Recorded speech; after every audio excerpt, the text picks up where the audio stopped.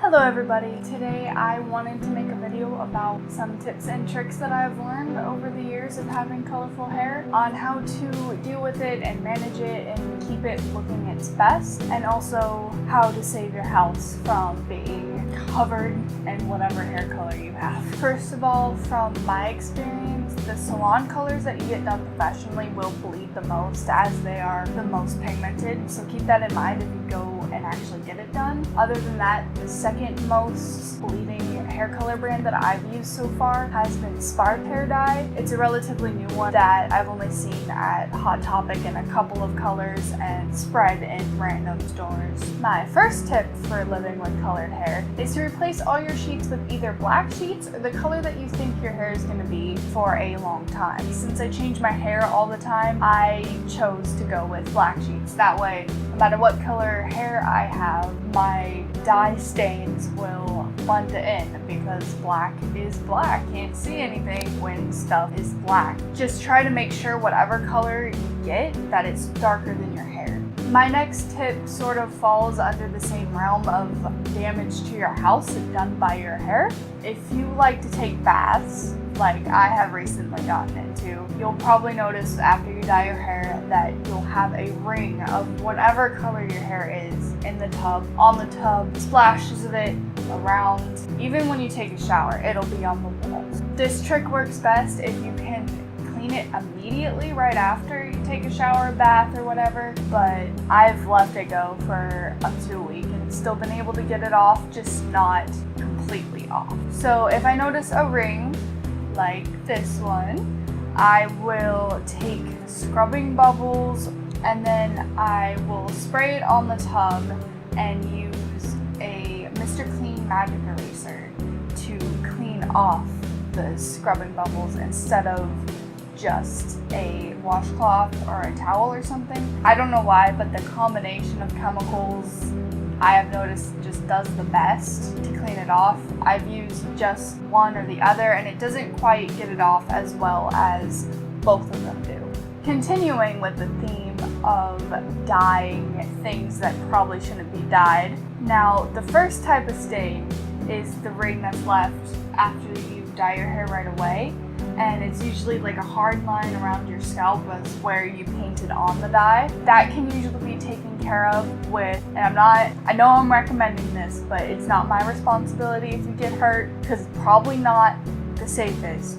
But if you look back at that Mr. Clean Magic Eraser, you can use it on your skin, and usually it works pretty well. Now don't scrub too hard because it will start to sting, but if you're desperate enough, it'll get that dye off. And normally I don't really care, but if I have work or I need to go somewhere and look good, I'm gonna want to get that shit off my neck. So that works. If you're not as desperate but you still want to get it off, either use like a makeup wipe or like an exfoliating scrub, and that'll usually get the majority off of your skin. Another thing is when you sleep, sometimes you get sweaty and then the moisture will make imprints of your hair and your hair color all over everything. Makeup wipes, and again, the probably not too safe for you but it works, Mr. Clean Magic Eraser will usually take care of that for you. Now moving on to the type of tips that will help you maintain your hair color more.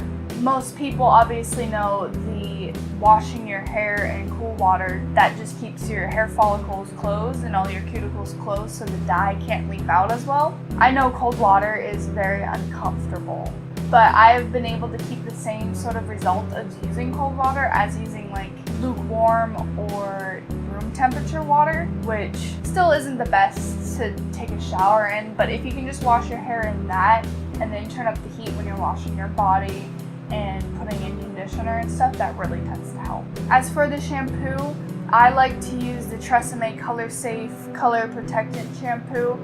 It's really moisturizing and it also keeps your hair really soft. But really what you want to look into when you're getting shampoo for your newly dyed hair is something that says color safe or sulfate free or stuff along those lines. If you have purple hair or you're wanting to maintain a blonde silver color, Purple shampoo is really good, but if you have any other hair color, it'll tinge it kind of weird. In my case, I could probably use it, but I'd end up with a slight purple tint instead of like a cool blue color that I have going on right now. Another tip while you're shampooing your hair is to, instead of putting the shampoo in your hands and washing it and then rinsing it out, is I like to put the shampoo in my hands, lean back into the water, and then put the shampoo in. So it's rinsing it out as I'm putting it in. And since I've been doing that, I've really seen a difference as to how long my hair color will last. If my hair doesn't feel clean all the way, I'll do it a second time, but I feel like that doesn't expose my hair to as much leakage of color as if I would just shampoo it. After I take a shower, I like to use It to 10 Keratin Plus spray. This acts as like a heat protectant, obviously adds keratin, which helps for damaged hair if you bleach your hair before coloring it, stuff like that. I just find that it really helps solve all the problems that I have with my hair. I'll usually spray a few sprays into my hand after I get out of the shower and just work it from the bases of my hair to the roots and just put it all over, and sometimes I'll need like an extra spray or so to get my bangs area. Finally, when you're wanting to switch colors, I find that getting as much color out as you can before dyeing it a new one is always best. So what I like to do is get some vitamin C tablets and grind them up. I usually use a coffee grinder and it works pretty well.